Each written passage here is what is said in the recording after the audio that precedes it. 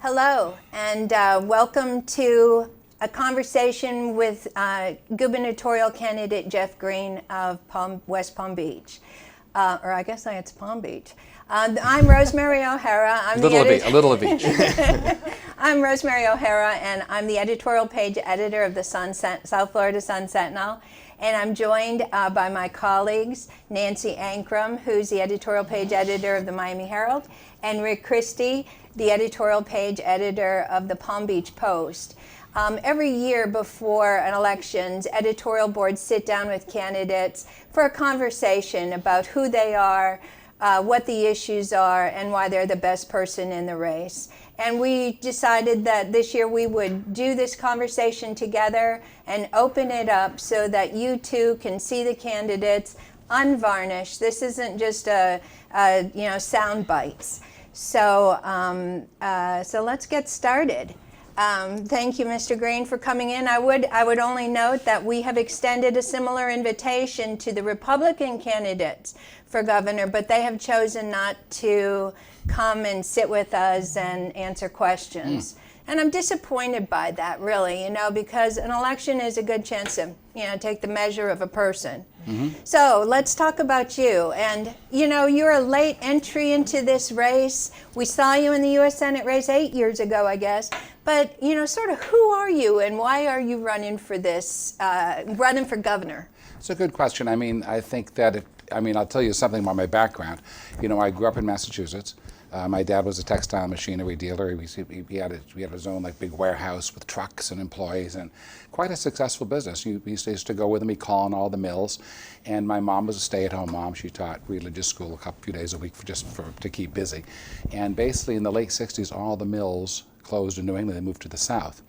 And my dad lost everything. He had all his money, because in that business you're always buying inventory and parts and trucks. It's just a capital-intensive thing. And then when it closed, he just liquidated. So they moved down to West Palm Beach in late 1970. And first he bought a rubber stamp business, and I was in high school. I worked in the back room making the rubber stamps, setting the type and cutting the rubber and gluing them on. And then that didn't work out. He ended up losing that, selling that for what he paid for it. And then he ended up getting a vending route. My mom had to get a job at the Breakers Hotel as a waitress, in the main dining room. And I remember being home in their little apartment and thinking, how do we go from having we had a nice home with a backyard, and we were a very comfortable middle-class family, not rich, but very comfortable. And then all of a sudden I'm seeing my mom come home in a uniform, exhausted from, you could see she'd been carrying heavy trays of food all night, and my dad I was with him driving the vending route. And we went all around Deerfield Beach and Boca Raton. These were the neighborhoods. We'd go to farms and motels. We'd carry 5 cases at a time in, each of us, and put in the cans. And I was thinking, well, how did this happen to our family? My dad suddenly died of a massive heart attack in 1951. I at that point had finished Harvard Business School, and I had to go down and unwind his life as the oldest son. And I remember going to his home office and seeing nothing but desks like this with stacks of all these bills. And it really put me in touch from then on, with how some families' fates can change, and it really probably made me more committed than ever to just having a deeper understanding that, it's that sometimes it's nobody's fault, stuff just happens in your life. And but now you're a billionaire. How did that happen? Well, that's a good question. So I got a great public school education. I went to public schools through high school in Worcester, Massachusetts. And then when time to go off to college, I applied to Johns Hopkins, and my parents discouraged me because they knew how expensive it was. They said, apply to the University of Florida. I said, I want to go to a really prestigious school. I got in, and then I got, not only did I get scholarship, but I got student loans that were government loans, now called National Defense Student Loans. The deal was you had no payments due until all your education finished, then at 3% interest. So, and then the government even paid me, the federal government, to have a job. I'd sat outside the gym 15 hours a week, and I checked IDs for $1.50 an hour. And as soon as I got back from Christmas vacation, I worked at the Breakers myself. I was a busboy, and then I became a waiter.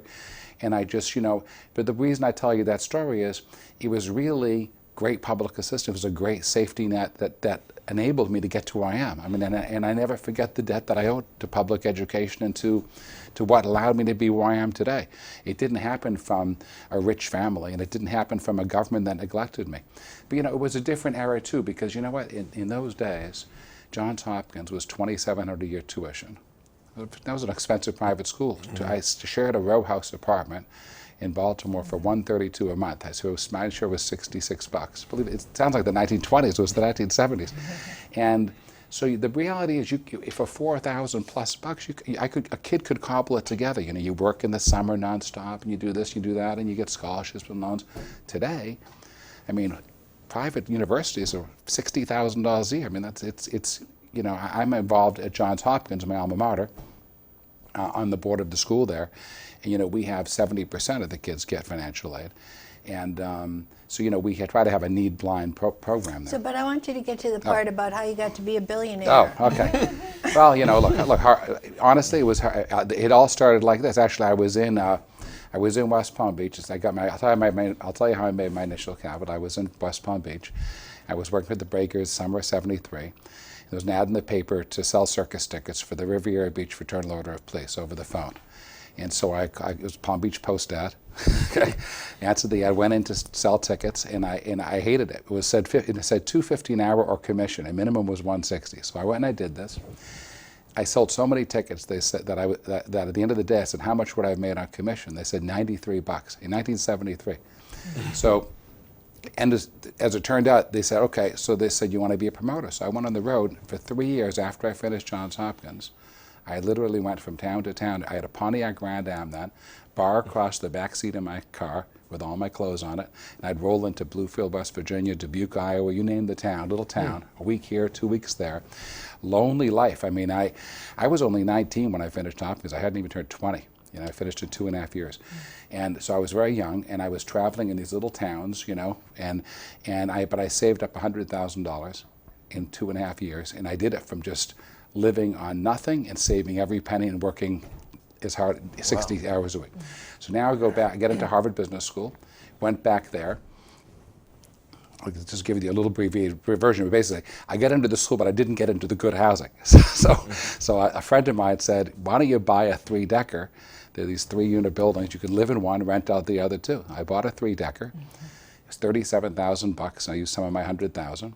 It worked out so well. By the time I finished Harvard Business School, I had 18 properties in this town called Somerville next to Cambridge. And from then I was in the real estate business. Moved to California after Harvard and started doing real estate development. I've built everything. I mean, I've built thousands and thousands of housing units, condominiums, hotel, office buildings. I've built everything. And I accumulated a large portfolio of real estate. And then that's been my main business, and then, you know, ever since then. And you know, I think some people talk about, I did this one trade when I was, you know, in the early 90s. I lost everything on paper. My net worth went to negative. The market just collapsed. But I held on to a lot of assets. And so then as they appreciated, and I recovered from that period. By the early 2000s, I was scared that the market could collapse again. I had accumulated $1 billion worth of property. And so I was told about an instrument that you could go up against the biggest banks on Wall Street, and I did this, and it was shorting mortgage-backed securities, and I did this and made, you know, some extra cash. I didn't make my whole net worth, but I made about 15% of my net worth, and but basically I made my money just, you know. So The Big Short, the movie The Big Short, were you? I wasn't in that, but. But was that part of how you made your money? I made some of my money that way. I mean, look, when I did that, I wasn't looking to make money. I was looking for a protection against my assets, because I'd been wiped out on paper in the early 90s. So I was thinking, so truthfully, I'm thinking, okay, it's 2006. Everything's exploding, all the real estate values. And I'm thinking, like, this doesn't feel right. Is there some kind of hedge? And so I went to New York and talked to Goldman Sachs and JP Morgan. It turns out a guy I knew from Harvard Business School, John Paulson, had done this. He had this hedging trade that he was doing as a trade. He said it could be a great way to offset your real estate portfolio in the event the market declines. You'll be able to make the same thing back. Well, as it turned out to be I never planned on making any. I was looking for just a protection. It turned out to be like a double grand slam home run.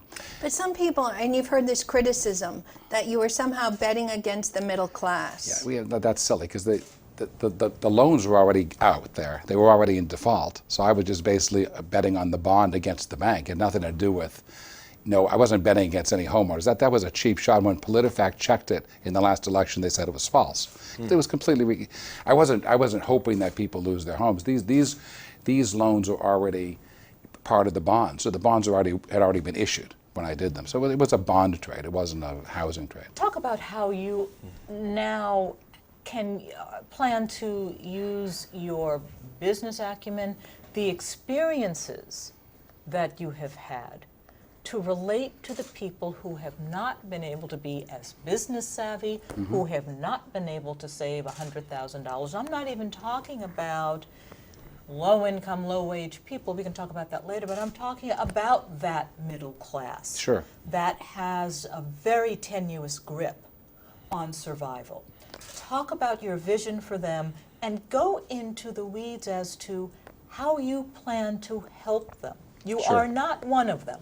You are not one of them. I was. And you don't need to be. No. But talk about how, Sure. make the case to them. No, I get it. Look, I've been on every rung of the economic ladder, so I do understand what it's like to have nothing, and I understand to be enormously wealthy. But I also understand the economy.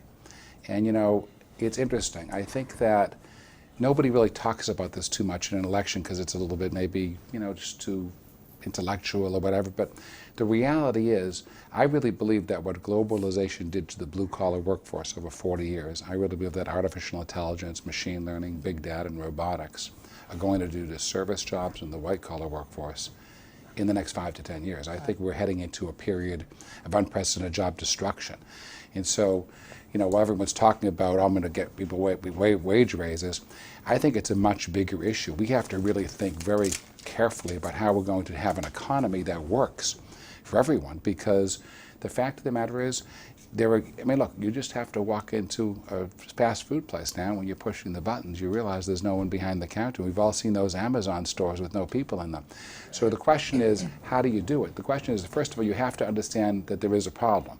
The problem is that there aren't going to be enough good-paying jobs in a traditional sense, but there will be some good-paying jobs. So what do you do if you're the governor? You say, okay, where will the jobs be? With an aging population, there'll be a lot of jobs in elder care, nursing. We need to be the leader in that. The other thing is, we're the Sunshine State. We could be doing a lot more. There is more solar energy in New Jersey than in Florida. That's a statistic. It's actually twice as much. That's ridiculous, And so basically, and it's been, again, we've had 20 years of Republican governors who have really not focused on those types of things. So how do you create good jobs? I think, number one, we have to incentivize manufacturing and things that do work, like solar panels, because every house in Florida could have solar panels. We just built an addition to the Greene School, and the whole roof is covered with solar panels. My wife insisted on it. It's been a great idea. So those kinds of industries we need to incentivize, because those are the jobs of the future that we can get. And a lot of the personal caring jobs, we need to make sure that we have an education system through community colleges, universities that train people for these kinds of jobs. And I think if we focused on that, but I think to just say, I'm going to create jobs is silly. You need to really have, we really need to be thinking, what is the economy going to look like 5 years, 10 years, 20 years, 30 years from now? I mean, look at the newspaper business and how fast it's changed. And if you look at something as simple as Uber, and look how quickly it annihilated the taxi cab business. And if you look at look at airline reservationists. When was the last time you called a airline reservation? I mean, so the reality is technology grows at an exponential pace. And I think that as governor, you have to be thinking in a state like this, where are we going? Where are we going to be at all these junctures? And how do we make sure that enough people in society are able to participate and succeed? Just a quick follow-up. One of the industries that's been decimated under this administration is the film industry, because incentives were eliminated by a Republican legislature and backed up by a Republican governor. And as a result, the film industry is booming in Georgia. Exactly. Is that the kind of incentive that you would reinstate or would push to reinstate here? Absolutely. Look, I lived in LA for 20 years, and I have actually one of my good friend's son just moved to Atlanta for that reason. So why would we move to Atlanta? Because that's where all the work is. And so, yeah, of course, the film, but we have to be careful about that because it has to make sense. So obviously we have to look at because what happens is, I know a lot of people who are producers and in that business, and they shop from state to state, Canada, wherever the deal is. and you want to make sure you're not making a deal where you're spending $100 million to get back $80 million. But as long as you can, if you spend 100 and you get back 125, because there's other residual benefits which people of the film businesses, when people see Any Given Sunday and they see Miami, it's a free ad all over the world for our places. As long as it's not showing an ad of something of shootings of bad stuff happening. But I mean, basically, I think there's a lot of that we can do, and I think Rick Scott has not been very careful in that. I mean, we've made some really stupid mistakes in the last administration with scripts and with digital domain, where we just dumped money down the sewer. So. But I think on the incentives front, there was a big battle in Tallahassee on incentives and Enterprise Florida. Do you believe that the Tallahassee should give incentives to get targeted industries to locate or grow in Florida? Look, it's all cost-benefit analysis. If it works, it works. I mean, the problem is this. You have to be very careful with this stuff because, I mean, I'm a business person. Business people are smart. They know what they're doing. They're out shopping everywhere. And sometimes it works, sometimes it doesn't for some states. I mean, if you look at like the auto industry, when some of these, there's been a huge number of plants that moved to Tennessee. Maybe they work, maybe it doesn't work. So I think with incentives, I can tell you that generally I'm against most of the incentives. I mean, things like stadiums, when you got billionaires owning football teams and they're asking the state to pay for the stadium. Just kind of, but I think if there's an absolute clear analysis that shows that there's a very, very, very, very likely benefit for doing something, we should do it. So like in a film, it's easy. I mean, if you should be able to calculate what you're giving in tax benefits and what you're getting back. What about Amazon's headquarters? HQ2. Well, look, it would have been nice to have them here, but again, this gets back to one of the things that I'm most focused on in my campaign, which is education. And, I knew it was bad because I have 3 little kids, and we talk about schools all the time with other families, and I knew it was 40th in the country according to the U.S. News and World Report. But, my wife and I are in the Giving Pledge, which is something that Bill and Melinda Gates and Warren Buffett started, really for the purpose of for people who have accumulated enormous wealth, who have pledged to give more than 50% of it to philanthropy, which we're absolutely always doing anyway. We got into that about 7 or 8 years ago. But the point is, at the meeting this year, they had this woman, Linda Darling Hammond, who's a professor at Stanford. It's President Obama's chief advisor, even though he went with Arnie Duncan as education secretary. And so I spent time with her, and she shared with me what had happened in New Jersey. And we went to a little panel, and New Jersey was 36 in the country, and now it's 2. So I said, Linda, what did they do? And so I asked her to give me some details on Florida schools. Well, first of all, what they did was 2 years of pre-K for every 3 and 4-year-old, because I think almost everyone now knows the story about brain development. It's not like a secret anymore. And basically, the problem in Florida is kids are they're showing up at kindergarten, it's like running a marathon and starting 3 miles behind everyone else. They have no chance. And the other thing they did is they equalize the amount spent in school districts, because there's another study that shows the percentage you spend in low-income areas versus high-income neighborhoods. We are 47 in the country. It means we're one of the worst violators of that. And those are the neighborhoods that need the most. These are the kids that don't have any parent reading to them at night, and they're not getting all the educational toys in their homes. And the third thing they did was teachers. Not only do they pay them well, but they treat them like professionals. I mean, they have time to collaborate. They have time for advanced education, because you don't just know how to teach code in computer science if you're my age. I mean, you have to go back and learn these skills. And so they've done that. And so I asked her, will you help me? I'm running for office. Will you give me some stuff on Florida? So she sent me some stuff, and I have to tell you, it's worse than I thought. She sent me these statistics that show math, in 4th grade, 48% of the kids are at the 4th grade level. By the 8th grade, it's 29%. By the 12th grade, 19% of 12th graders are doing 12th grade math in Florida. We don't talk about that. Okay, Please. Something real quick to follow up on that, because certainly we understand, and we've seen some of these statistics and studies ourselves regarding Florida's public education system. But you decided because you could, and for your family to build a charter school in Well, it's not a charter school, it's a private school. Okay, I'm It's sorry. not a charter school. Okay, I'm sorry. Open a private school. My bad. In what is an A-rated school district, and so what kind of do you think that sends a wrong message to voters in terms of your support for public school education? If you decide, even though you're in an A-rated school district, you still decide to open a private school there rather than. And as somebody who put 3 kids through that A-rated school district, I'm asking that as well. So could you talk about that a little bit? I don't believe what we saw, it's not an A-rated, it's not, in my view, an A-rated school district, okay? It could be doing a lot better. And let me tell you, I have friends, some of the high schools, Suncoast, Dreyfus, great schools. Same thing. But there are some schools that the elementary schools are not great. No, I'm at not all. saying every last school is, no, not every last school, obviously. Look, the reality is this. If anybody like me who has a lot of money wants to go out and start a private school and spend their own money, which we did, and it's open to anyone who wants to go. I mean, it's meant to be for high potential kids. So they get tested in. You have to minimum typically of 120 IQ, although there are kids who have higher IQs. And if they qualify, then they pay whatever they can afford. So there's no it's need blind. So if some people pay zero, some people pay full tuition. 70% of the kids got scholarship last year, financial aid. And so we're really trying to, and what we're doing is we're trying to create an innovative model, which we have done.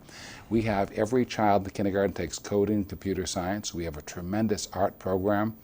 Our art teacher has a master's in history of art. She teaches through the masters on smartboards. She'll show a Warhol video, and the kids are doing flowers in kindergarten. We are also doing something very, very forward-thinking. But it's easy with kids who are a high IQ. Sure. This is it's a laboratory school as far as I'm concerned. Everybody talks about education. I can tell you, had I not started a school, there's no way I would have known anywhere near as much as I do now. So what do you know needs to happen for Florida's public schools, especially those that are lagging? What do you know now that you and the legislature have to do? What will you do as governor? That's a great question. So obviously, exactly what New Jersey did. I mean, what's great about education is it's not like you have to build a nuclear power plant. There are great examples. We know what Finland does in now New Jersey and Massachusetts. So immediately we have to get 2 years of real pre-K for every child. This voluntary pre-K, you know how much the state spends per child? $2,400 per year. Can you imagine starting a school? Say you have 20 kids, you're going to get $48,000 for facility, teacher, supplies. It's ridiculous. So we need to have real pre-K for every 3- and 4-year-old as soon as possible. That's something I'll fight for day one because, look, the reality is this. Well, let me stay on this. I don't want to. The other thing is obviously is teachers. We have to figure out a way. How do you get rid of bad teachers? How do you navigate the unions to get rid of bad teachers who don't share your vision, which is a sound one? Well, that's a good question, but I think that look, you have to work with them. You have to work with the unions. I mean, teachers unions, the teachers union. So you're not going to if there are bad teachers, then we have to identify who they are, and we have to somehow eventually have them phased out. We can't have bad teachers teaching our kids, but I can't tell you the answer exactly how I'm going to do that. But I can tell you that we're going to try to hire better teachers by having more pay and treating teachers like professionals so they have time to collaborate and time to get advanced training. And then, as I said, the other thing is equalize the amount spent. Because, like you said, there are good schools maybe in Palm Beach and if you live in Boca Raton, you probably have great schools. If you live in Pahokee, you probably have lousy schools. And so the reality is, my view is, you know what, it's your life's course and your education should not be determined by size of your parents' paycheck and your zip code. I mean, these are the only reason someone like me runs for governor. The only reason is to do something for the most vulnerable. And who are the most vulnerable? It's elderly people, it's little kids. And little kids, and having 3 little kids, I realize how these years they go so fast and they're so important. And I really believe that I can make it. The other thing which I'll just mention, which is really kind of intriguing, but we are the first licensee of the Alt School. It was started in Northern California, and it's a school that they have 6 little micro schools, but they've raised $200 million, and they use it to develop algorithms to use technology to individualize a child's education. So I'll give you an example. So it's not only that they don't only know, a person is, the child has a certain aptitude, but what do they like? What colors do they like? How do they learn? What are their interests? Just like, when you get your Amazon sends you that little reminder to buy something at a certain time of day, they know your habits. And so we're licensing the technology with the first of 3 schools, and it's been great. And I'll just give an example.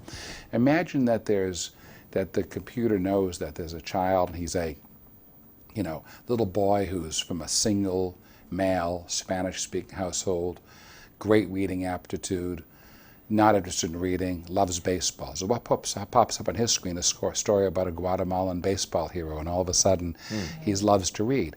And so and I think that, I actually was at the University of Florida with the Dean of the School of Education and a number of, leading folks up there. And talking about this, they've just done some great stuff there already with algebra education that they're exporting all over the country. And I would love to see Florida be a leader in using technology to individualize kids' education, so we really understand each child. And then it's not going to be an issue of, we have a bad teacher quite as much, because because you know what, let's face it, when people leave this building, it doesn't matter what kind of car or truck they're driving. When they push Waze, they get the same directions. When you hit Google, you get the same information. Technology levels the playing field. And in education, I'm really intrigued with the idea of having technology as an amazing tool for teachers to understand each child. I mean, some kids like the color red more. So you could have a story with a little girl, and she'd be looking at someone in a red dress. All of a sudden, she'd be more interested in it. Let me follow up real quick, because education is a pretty big issue here. It sounds like, I want to get your thoughts on charter schools and that concept, because it sounds like you're open to that concept if it maybe operates a certain way. Can you talk about that? Because charters are a flashpoint in and particularly in Palm Beach County, but throughout the state. So can you tell me how that fits with your view in terms of education? Well, I'm totally against taking any money at all out of public Education to fund charter schools at this point, because we don't have enough money for the public schools. So they're public schools. Charter schools are public schools. They're just often run by for-profit management According to the court, they're public schools. Yeah. Call them what you want, but I mean, they don't have the same rules. We all know that. I mean, I've looked at the average teacher credentials in charter schools versus the public schools. They're not as high. So, look, my feeling, if somebody who has a lot of money wants to go out and start a school, and it's a great school and open up to his community, I tell all my wealthy, do it. Why not?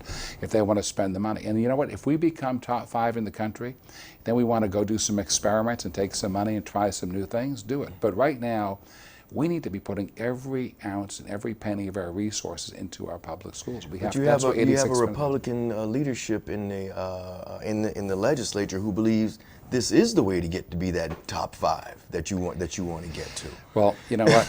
That's why they're pushing so much money towards this charters and school choice. That's why they've declared war on public schools. That's why we are 40, because let's face it, we're spending less money. So I've heard there's one number says $8,700, another says $7,500 per student. Yeah. Either way, we're below Alabama and Georgia and everyone. However, charter schools are popular. There are, almost 300,000 kids in charter almost, schools, 280 I think. Right, 280 statewide.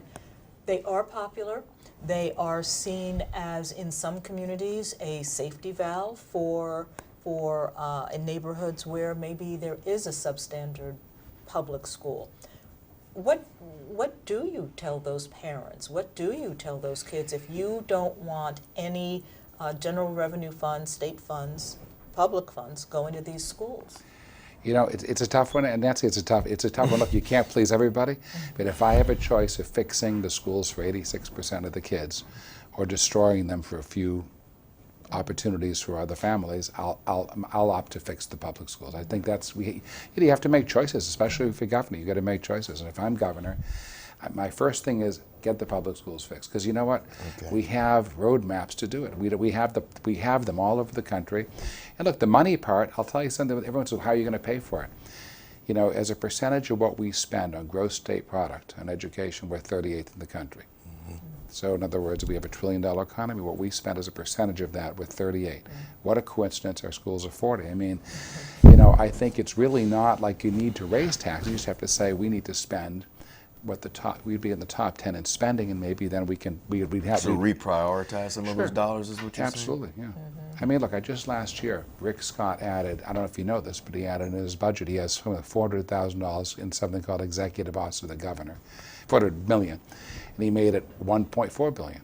He added $1 billion. Well, that $1 billion would go a long ways to paying for the pre-K for the 3- and 4-year-olds. So I think you just have to say, you know what, are we investing in our children's futures, or are we just, you know, going on giving corporate handouts to grab a few jobs here and a few jobs there? I say, look, I'm a builder, so my feeling is someone who's built buildings his whole life, if you build a great foundation, the building will rise and last forever. If you have a lousy foundation, and the foundation for these kids is their education. You know? Okay. I want to talk about the campaign. Yeah. You know, Have fun. because we're at the stage where, and I guess that is the question, how do you see the difference between the candidates? Because on health care, on education, on affordable housing, on the environment, there are some differences, but they're not gaping differences. But I want to know if you see, you know, how do you see your competition? And then I really want to get to, last night you said that you would spend $100 to $200 million in this race. We've never seen $200 million be spent in a governor's race before. I don't think I'm going to be spending that much more. How much do you think you'll be spending? Well, look, you don't really know in these, honestly, being in these campaigns, you know, you just go kind of week to week, to tell you the truth. But I mean, I can tell you that in the last race, which, you know, we lost by only 1%, the Republicans spent $120 million and the Democrats spent $50 million. Now, the last race, for the last 20 years, it's been the same thing, basically. The Republicans spent, because look, our party, the Democratic Party, it's more working people, you know, for the most part, small business owners who can afford to, you know, for politics, they can donate $1, $10, maybe $100 if they're doing well, $1,000. But in the Republican Party, it's, you know, giant corporations, it's the Koch brothers, it's billionaires and PACs, and they raise enormous amounts of money. Just in this primary, I saw Adam Putnam raised $30 million. You know, so the reality is we just haven't been able to compete. And look, I don't want this to in any way be about my money, you know, because the fact of the matter is, an election's a job interview, just like we're all sitting in front of you. But you did, I mean, on the other hand, we did see Governor Scott, an unknown millionaire, come into the race 8 years ago, spend $73 million or something, and he won by being on television. Yeah. We don't really know, I mean, you don't have a history in public life, and so here you come in and talk about $100 million or maybe $200 million. And so we have seen the power of millionaires and billionaires to be able to win office by being on television. Sure. Well, look, like in you know, there are good journalists and bad journalists, and there are good millionaires and billionaires and bad millionaires. I mean, I look at bad ones, truthfully, as Rick Scott. I'm not saying he's a bad person, but I think his approach to people and government and the people of Florida is not the right approach. I think it's really much more a top-down, you know, empower the rich and the businesses, and it'll trickle down to jobs for other people. And it has. It trickles down to low-wage jobs. Donald Trump, I'm not going to get into that, but I think it's, you know, he's a totally different person. Now, if you look at someone like Michael Bloomberg, who shares with me Massachusetts, Johns Hopkins, and Harvard Business School, and being in the Giving Pledge. He ran for mayor. I think he did a great job. This year he's pledged $80 million of his money to help win Democratic swing congressional districts. I look at a friend of mine, Mark Warner, who was a great governor of Virginia and now is a U.S. Senator from Virginia. You know, very successful, ran a big company. He's gone and he's fighting for everyday Americans. So, you know, I think that, look, you know what? It's interesting. I never aspired to this kind of wealth. I mean, I just want to not be broke. I mean, I swear to God, I just didn't want to be poor. And you know, it just happened. I mean, I never got up at 5 in the morning saying, I just want to do whatever I can to be a billionaire. It's just lucky me, you know. And with that, to me, it's interesting. You know, when you get that kind of wealth, some people it means, gee, I can buy the biggest yacht in the world. I can buy the biggest jet in the world. I can have 20 homes. And for me, it's always meant, maybe having grown up in Massachusetts with the Kennedys around me and was the first election I was in, to me it says, wow, I've got the ability to make a huge difference in people's lives. And it's interesting, you know, just even being in the Giving Pledge. I remember when I first joined, I was sitting down with Bill Gates. who started it, and they were saying, so Bill, how did you get into philanthropy? And he said to me, he said, when I was at Microsoft, I'd fly over the world, and we'd go to India, and they'd say, look at all this poverty. I said, yeah, look at all those poor people. Where's our next meeting? And he said, then one day, he said, he just woke up and said, well, what can we do anything about this?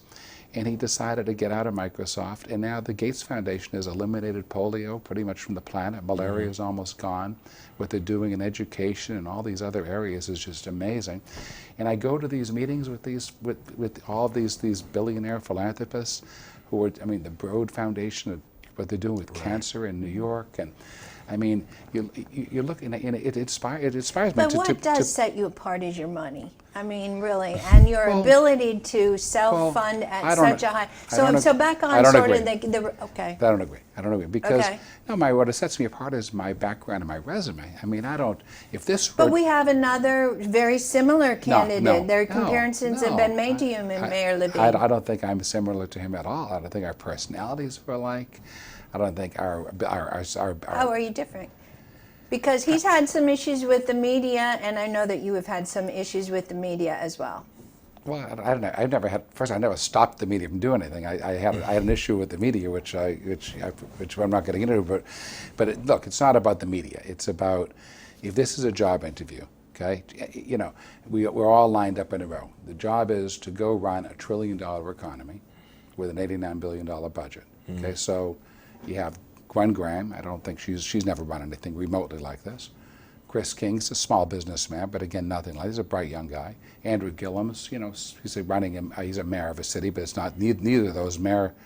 They're all what they call like low. You know, they're not power mayors. They're like more ceremonial. They don't have authority to do anything. Just particularly, they don't run schools or any of the budgets. And I think if we were all lined up, and I were applying for the interview, I'm the 63-year-old guy, experienced, 40-year career, Johns Hopkins, Harvard MBA. But you don't have a track record in public life. Mr. King has never been in public life, but Mr. Gillum, Ms. Graham, and Mayor Levine have all been in public life in a way that we can evaluate. Office. Well, look, I mean, I think that you can't. I haven't voted now. Look, Gwen Graham, obviously, she was in Congress. But look, if you're a Democrat, you'd see she was in Congress. You say, well, she voted for the Keystone Pipeline. She voted against President Obama half the time when the Democrats sent her there to be their representative. So I think if you looked at her record, you'd say, well, why would we vote for her? Because she did exactly opposite what she was hired to do. She was voted by Democrats to be a Democratic congressman, and she voted against our president. She even voted to weaken Dodd-Frank. All the things that Democrats were fighting for, she was voting against. So I think that track record isn't necessarily a good thing. I'm glad I don't have that track record. And with Philip Levine, look, he has his issues too. I mean, if you look at that problem in Miami Beach with this, apparently the bacteria, I'm told in this rushed pumping system is something like 600 times what it was going into the bay. So, look, everyone has good things and bad things. I think I certainly know how to get things done. I've gotten big things done my whole life. I'm the only one who has actually started a school. I think I have a much deeper understanding of education than the other candidates. But that's up to the voters to decide. They're going to obviously have to look and think, who do they think? Because look, the way I look at it is like this. We've had 20 years of Republican governors roaring down this 18-wheeler, going down the highway, cutting health care, cutting education. Look at the environment, toxic green blue algae choking Lake Okeechobee. No parent feels safe bringing the kids to school because they've been bought and paid by the NRA. So you need a leader who's going to jam the brakes on the 18-wheeler, turn it around quickly, and start riding down the highway and stopping the guns, making the schools safe, repairing and rebuilding our education system. And it's not just elementary schools. We've got to do with community colleges, universities. Well, in the year of Parkland, what do you want to do? What do you want to see in terms of gun control, gun reform, access to guns, assault weapons? What do you want to lead the state to do? Well, we have to get out of the grip of the NRA immediately. And how do we do that? Well, first of all, if you're the governor, you have veto power, so you do have some control over what happens in the state, quite a bit actually. And I think as a candidate, I'm going to be very committed. I'm already committed to getting the Senate to become a Democratic Senate this year. And I think it's a very good chance it's going to happen. So, Which races are you going to invest in? well, there are about 6 targeted races. David Perez down here is one. Janet Cruz in Tampa, she's our House minority leader. She's a very good candidate, good chance of winning. There's a judge in Polk County, I never remember his name, but I met him. He's a very sharp guy. He's been a judge forever there. He's like a little older than me. And that's a winnable seat. And then Kaiser up in Gainesville, she's a doctor, anesthesiologist. I think that's a winnable seat. There's about 6 that are very winnable. I mean, so, but that is. So let's return to gun control. Yeah, so back to guns. So I think that we have to get assault weapons off the street. I mean, to me, I can't even believe they're on the street. I mean, it's like you can't get chemical weapons, and you can't have nuclear weapons. I mean, why should you have an assault weapon? You're not using it to defend yourself. So I think we have to stop the sale immediately. We have to get rid of the gun show loopholes, so people can't get these types of weapons anymore. And then I think once we stop the sale, I wouldn't mind seeing like some kind of buyback program, because if people aren't using them, maybe, and there's money already in the budget. There's like $90 million in the budget that can't be taken away for anything else, that could be used for this purpose. I was told by one of the state senators whose name I'm forgetting. But did you have a law and order legislature in the grip of the NRA? How do you do? I mean, and not knocking the ideas at all that things that you want to do. How do you move them? And how do you get a ban on assault weapons? How do you do more with background checks? How do you? Look. I think that. Okay, the NRA's power is dropping. It's just like, sometimes you just have a wave. Look at the wave we've had. And I'll just give you, it's not related, but look at the wave with plastics. Somehow out of the blue, people said we should have plastic straws. In a matter of a couple of months, they're gone. Now I was reading that Heinz is not going to have the little plastic ketchup packs anymore. So it was in the Palm Beach Coast. But the legislature has banned plastic bags.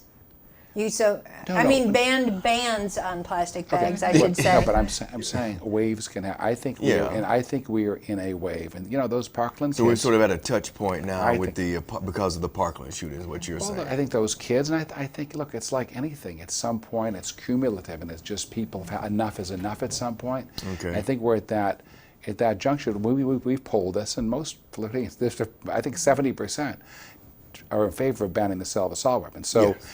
It's not like it's a minority who wants to get rid of them. So I think, but it takes leadership. It takes someone who's, look, when you're the governor, you don't just have the budget, the veto power, and you are the powers. You also have a bully pulpit. You get the chance to get out there and talk about what you want to talk about. And you can't do it all, but look, I know how to get things done. The day that I get elected, I can tell you, that next month, I'm going to be on the phone I'm going to call every single elected House member, Senate member, both parties, arrange lunches, breakfast, dinners. Maybe some won't come. I'm sure it's a toxic environment. Some Republicans will probably say, I don't want to talk to you, but I'll try to make it appealing, and we'll sit down and I'll find out, which buttons do you have to push for which person. I mean, everybody's got their issues. And I'm sure some things, as a governor, I have to hold my nose and agree to. But that's the way it is in my whole career. I mean, you don't get to where I am, in business and doing all the things I've done without having to understand how to compromise. You talked about getting things done. I know Rick had a question, being from Palm Beach, about your ability to get things done. Well, yeah, I mean, just bring up that your ideas, speaking just about your ideas in terms of real estate and construction and development in Palm Beach County. A lot of ideas out there. One of the criticisms that's been lobbed at you is that, okay, we're hearing all these great ideas. He's done the land purchases. We're not seeing anything really come out of the ground. Can you talk about that? Okay. First of all, what's your pushback on that? Well, we've built so many. I've probably been more active than anyone in Palm Beach County. I mean, we built the Greene School. That was the first thing. Now we're building a 30,000-foot addition. We bought the old Atlanta Braves spring training facility. It's now called Cameron Estates. It's 548 beautiful apartment units. We bought and remodeled the Tideline Hotel. We bought and remodeled the Comfort Inn, which is now the Ramada Inn. I mean, I can go on. We just now finished building an industrial building for FPU out by the Turnpike, and we have projects, and I have things all over the country right now. We're building a 25-story tower in Manhattan, and we're building in LA. But the thing is, I'm a thoughtful, patient person. Okay. And I have some projects in West Palm Beach that are very big projects, like around Northwood. But I guess those are the ones up around Northwood. Well, you don't just, I'm not the kind of person who just goes in and starts building buildings. I'll tell you that, I'll tell you this because you can share this with your viewers. We've just signed with Herzog and DeMuron. You can look them up. They are the #1, you probably know them from Miami. Yeah, they did, ma'am. They did Right. Pam. Right. So they are going, it's very hard. They're the kind of architect that you have to audition for them. They don't, you have to beg them, and they've agreed to do the master plan for the whole Northwood area. Now, this took me over a year to get this kind of architect to do it. And that's the way it is. If I want to just call up, Joe Architect and say design a building, I could have done it. But I said we've managed to assemble this amazing group of properties right along the water, and I want to see that. I want to see that as a world-class development for our community. So it takes time, and I think, look, getting things done take time. And what happens to the business if you get elected and Well, dealing with your finances too? We've had a governor who's this blind trust business. Yeah. Well, I'm not doing. Look, I mean, I'd like to know who manages blind trust. I already made $550 million on one investment. I'd like to know how that happened. But for the most part, what I own as investment is income properties that are managed by other people. In my office, I have 5 employees because we use outside companies. So if there's any conflict whatsoever about something I own, like if there's a stock I own that could be, I'll just sell the stock before I take office, because there's nothing that's that important to me. That I don't own any privately held companies that would ever do business with anyone. The only thing I have is outside investments that other people manage, and common stocks. Just a portfolio of all the usual stocks. Have you spent? I'm sorry. No, go ahead. Have you spent much time in Tallahassee? Not too much. I mean, I went there for the editorial board, and I haven't spent too much time. It's a beautiful town. I'm looking forward to spending time there. But in terms of dealing with state government? Not too much. Look, I'm going to come in there with an open mind, fresh approach. None of this is rocket science. I can figure out how to look, let's face it. What do we have to do? We have a budget. We have problems to solve.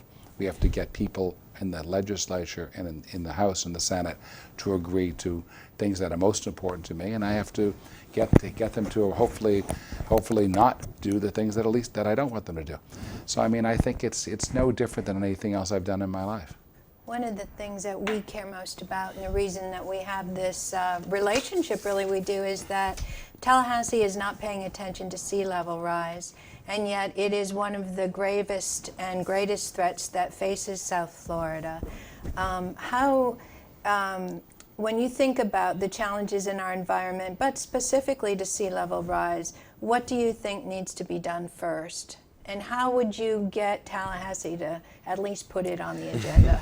Well, look, first of all, as the state who arguably could be the biggest loser in climate change issues, we should be the example for the rest of the country as in our carbon footprint. So we should, as a state, we should do immediately we should have state vehicles, state buildings should be using the maximum amount of solar power and solar energy, electric vehicles. We need to set an example and make sure that our counties and cities are doing the same thing. So that we can do that to reduce the carbon footprint. Obviously, we can't change the global carbon footprint and prevent global warming as a state, but we can set a good example here. And we can also, lead and push. As a governor, I can push other governors, because I'm, to get the Paris Accord back on track. But we can certainly follow it here in Florida, as far as what to do about, the zoning issues you have. You can do things with zoning. I mean, I know that there is right now, for instance, buildings are required to be built a little higher up, which makes sense because obviously, you're in flood zones. But look, it's the elephant in the room, and I can tell you, the problem is going to probably first come, in my view, from insurance, because I think what's going to happen is all these properties in coastal areas, if what we believe is going to happen actually happens, it'll be difficult to insure properties. If you can't insure properties and everyone has to try to sell them at once, what does that do to all these mortgage properties? Then you could have a real estate crash in Florida of epic proportions. So you have to be mindful of it. I mean, what do? One thing is make sure you don't build more properties that'll be endangered by sea level rise, and just do everything you can to prevent the global warming. I mean, we could as a governor, you could be traveling all over the world. You could be inviting people from other places to see firsthand, what it's like. I mean, I can tell you, I go in West Palm Beach when I'm in the Northwood area. When we have the high tides, I go by the boat ramp. The water is all right into the parking lot, and we all see it. I mean, I can't even get. We driving in West Palm Beach. The puddles they're 2-3 feet high now after a rain. So we have some big issues to address. And look, it's not just that water. The other thing is providing water for Floridians, which is another thing we're going to have to think about, because the projections show we're going to be like 1 billion gallons a day short of something. It's rough.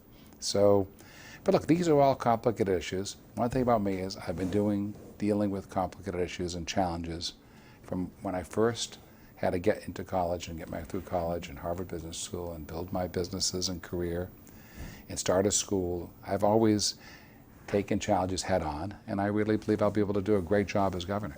One of your rallying cries is you're going to stand up to Donald Trump. How can you do that and remain a member of Mar-a-Lago, unless you're going to do this over cocktails? Well, there's no cocktails. First of all, I haven't gone to Mar-a-Lago for cocktails or dining or anything. But you are a member. But if you join, you become a member. If you join, you're a member. I joined when he was still giving money to Hillary Clinton 8 years ago when I first moved to Palm Beach, and I live a couple houses away. We didn't give up our membership because I felt it would be a chance to go out and really address this president on how I felt, and I've been able to do it. I was able.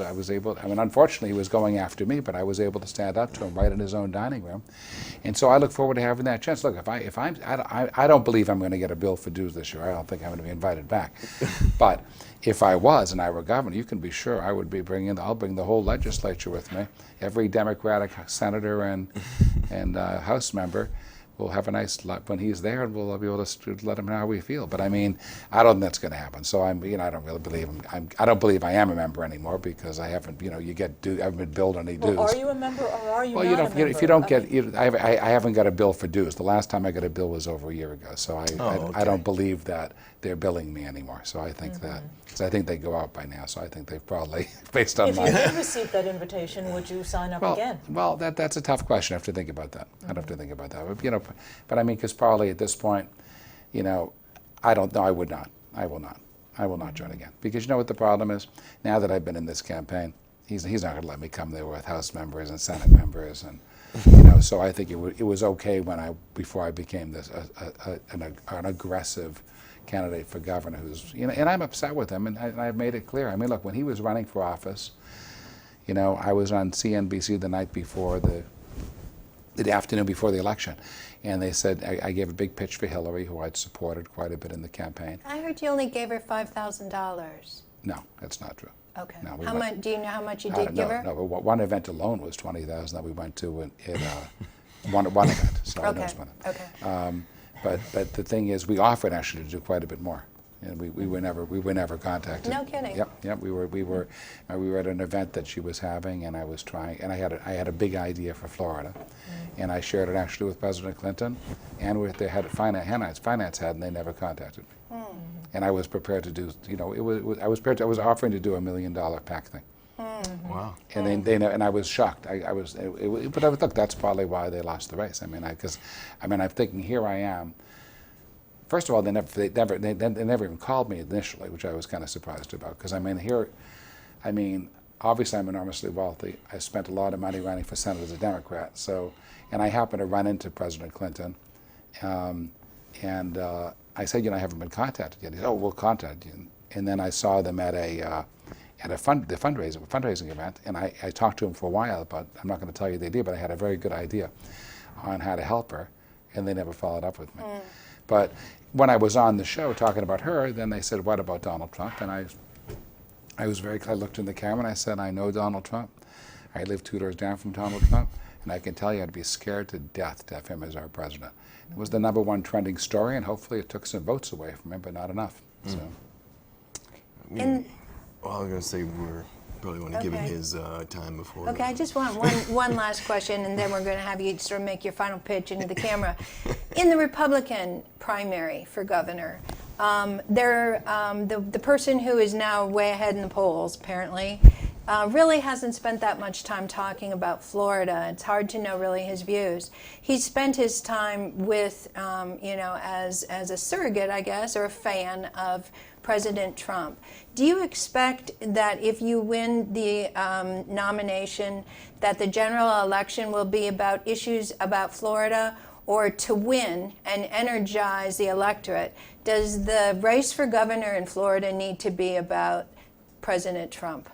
Well, I can actually make that part of my closing statement because I can share it. Okay, How's all that? right, well There you then go. speak into Okay. the camera there, it's So- all yours. No, this is entirely about Florida, and I can tell you that Donald Trump certainly galvanizes and gets attention because he's, when he's responsible for tearing children out of the arms of their moms at the border, it infuriates people. But I think that what this election is going to be about, when I'm hopefully the nominee, is we're going to say to Floridians, okay, the Republicans have been in charge for 20 years. We already have their report card. We know exactly how they're doing. How are they doing in education? Our schools are 40th in the country. How are they doing on health care? The Commonwealth study showed 48th in the country. How are we doing on school safety? You don't even need to answer that question. Every single child is more worried about guns than grades, and every parent is petrified dropping their child off at school. How are we doing on the environment? Toxic blue-green algae choking Lake Okeechobee. Not only is it, and people are in the hospital now from it, it's poisoning our population. And it's even worse than that because the whole world sees this on TV. And when they're thinking, should we go to Disney World this year or should we go somewhere else, what's the first thing they're thinking? They don't know where this is. They just see Florida. That's where that toxic green algae is. So now we lose huge amounts, probably billions in tourism dollars. So every single thing, education, healthcare, the environment, guns everywhere. They're failing in every single way. So I think that if I'm the nominee, what I'm going to be saying is very simply, if you're happy with being 40th in education, 40th in healthcare, his children unsafe, if you think that's good, vote for Ron DeSantis because he wants to continue that thing going. Maybe he'll get us to 50 in education. But if you think, you know what, we are not some poor state with people fleeing. We are a great state with millions of people. We're getting 5 million more people are supposed to come here just in the next 22 years. We've got a huge tailwind behind us. We should be doing the best in everything, and it only is one issue. It's leadership, which I'm going to provide, and setting priorities, which I will set, which will really look out for the most vulnerable. So that our children will get a good education, every Floridian will have decent, affordable health care. Our elderly will not live in nursing homes where they die because there's no generators, nobody cares about them. We'll bring on Medicaid for all, which I know we didn't talk about, but that's an easy fix for 700,000 Floridians to get health care. And I'll make the big differences. So again, it's a job interview. You should look at the 5 of us and just think, who do you think is best qualified to take the reins and to run a $1 trillion economy that's in big, big trouble, in a state of emergency? I think it's me, Jeff Greene. Okay, well, thank you very much. It was a pleasure you. to talk to Thank you you. today. Thank you for coming in and Thank you. sitting in the hot seat. Thank you. Oh, it's not too Yes, hot. you Not too hot. bet, Thank you bet. Thank you.